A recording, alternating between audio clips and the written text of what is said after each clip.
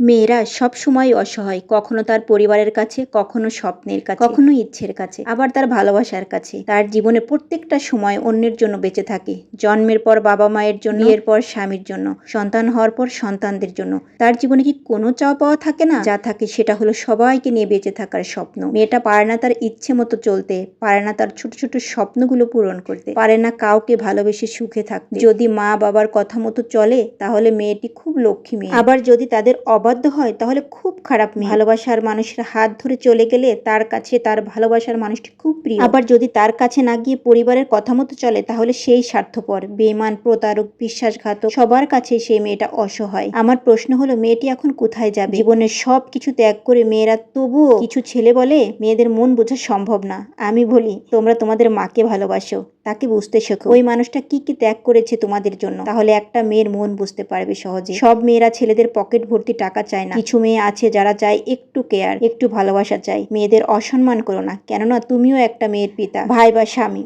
মেয়েদের একটু সম্মান করো, তাহলে বুঝতে পারবে কি চায় একটা মেয়ে। আজকাল অনেক ছেলে মেয়েদের নিয়ে বাজে কথা বলে। আরে একটা মেয়েকে বুঝতে হলে ন্যূনতম মেধা বা যোগ্যতা লাগে, যে যোগ্যতা কিনতে টাকা লাগে না, চাইলেই সে নিজেই আয়ত্ত করতে পারে। এতে সে নিজেও সুখী হতে পারে এবং জীবনসঙ্গীকেও সুখী করতে পারে। আসুন আমরা সম্মান এবং ভালোবাসা দিয়ে প্রতিটি সম্পর্ককে সুন্দর করে তুলি।